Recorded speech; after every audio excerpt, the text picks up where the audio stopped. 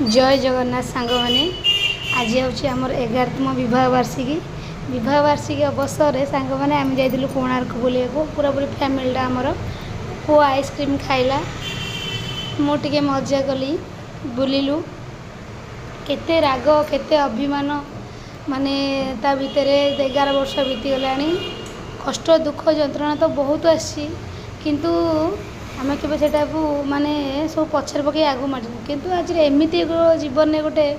मुहूर्त बीतीगला ना सांग मैंने से माने मरिया जाए भी भूली हेनी ये होती आमर हॉस्टेल सार ईपीजीबी सार तांकर भी यूट्यूब रे आईडी अच्छी आप चेक करेंगे 30,000 फॉलोअर्स सब्सक्राइबर से हूँ माने आमर हॉस्टेल खाइबा जाए से हूँ आम आज गोटे स्पेशल माने पूरा स्पेशल बनईला मो आज दिनटा को आम के भाभी नी सार आम गोटे एमती गोटे बनईदे बोली माने बहुत माने आनंदित लगुच निजे फाउंडर कौन से हॉस्टेल कौ सार के रोसिया मानक एमती मन जेहेतु आमर होटेल अच्छी लाइफ रे सांग माने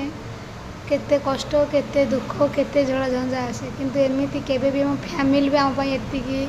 माने प्लानिंग करनथले सारा जे आम जा गले माने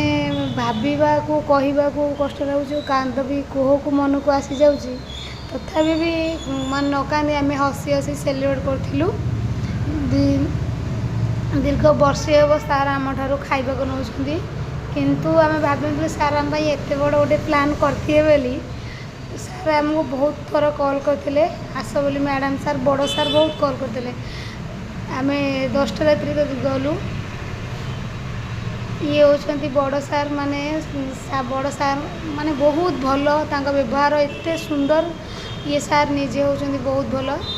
ये होती आमर पीजीपी रो मेन सार जी ये होती सुब्रमण्य सार सी कि माने आम यहाँ प्लानिंग करते पुओ से ठिया सी पूरा क्यूटा लाइफ रे तो सांग माने समस्ते होची आसबे किंतु मु सब यहाँ मन रखी जे कौन सी हॉस्टेल सार के भी क्या एमती करनथिबे किंतु आम आज मैडम सार एत बड़ गोटे डिसीजन नहीं आमको सरप्राइज देवे बोली मुझे भाभी नी मतलब बहुत खुशी और आनंद लगला जीवन में किसी न था ना आम कर्म जब सठिक थी ना ताले आमको समस्ते भल पाइबे पसंद करेंगे केते तो राग अभिमान मन में आसे किंतु हेले भी पिला माने समस्ते आमको स्पेशल डे बोली पूरा पूरी सेलिब्रेट करदे